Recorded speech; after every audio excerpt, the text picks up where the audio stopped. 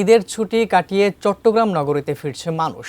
বন্দরনগরীর অলংকার মোড়ে আছেন চট্টগ্রাম প্রতিনিধি মনিরুল ইসলাম পারভেজ। আরও খবর জানতে যুক্ত হচ্ছি তার সঙ্গে।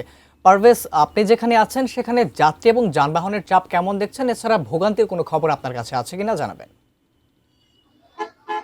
প্রথমে জানিয়ে রাখি, টানা লম্বা ছুটি শেষে মানুষ নগরীতে ফিরছে, ব্যস্ত হয়ে পড়ছে নগরী। এখানকার যারাই চট্টগ্রাম নগরীতে আসছেন তাদের সাথে আমরা কথা বলেছি, কোনো বিড়ম্বনা ছাড়াই তারা আসতে পেরেছেন, সেদিন তথ্য আমাদেরকে জানানো হয়েছে।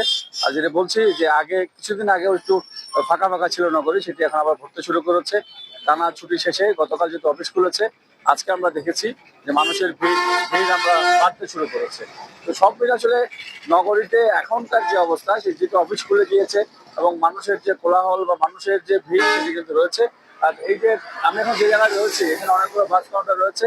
তবে এখানকার যাত্রীরা আমাদেরকে বলেছেন যে এইবার খুব নির্বিঘ্নে তারা যাতায়াত করতে পেরেছেন, কোথাও কোনো রকম কোনো ভোগান্তি বা বাড়তি ভাড়া সে ধরনের কোনো অভিযোগ আমাদেরকে জানায়নি। সব মিলে আমরা যতটুকু খবর পেয়েছি যে ঈদ যাত্রাটি এবার খুব স্বস্তিদায়ক ছিল। তবে এটি হচ্ছে বাসের চিত্র, এছাড়াও ট্রেনও অনেকে নগরীতে আসছে। এটি হয়তো আমরা পরবর্তী খবরে যে ট্রেনের যাত্রাটি কেমন হয়েছে হয়তো সেটি জানাতে পারবো। তবে এই বাসের ব্যাপারে অনেকেই বলছেন যে দু একটি বিচ্ছিন্ন ঘটনা, যেমন বাসের মধ্যে যে পার্শ্ববর্তী সিটে যারা বসেন তারা টার্গেট করে দু একজন মানুষকে কিছু খাইয়ে দিয়ে একটু বেহুশ করেছেন বা ওনাদের ব্যাগ ট্যাগ ছিনিয়ে নেওয়ার চেষ্টা করেছেন। সে ধরনের দু একটি বিচ্ছিন্ন ঘটনা ছাড়া স্বস্তিদায়ক জার্নি ছিল বলে আমাদেরকে জানানো হয়েছে।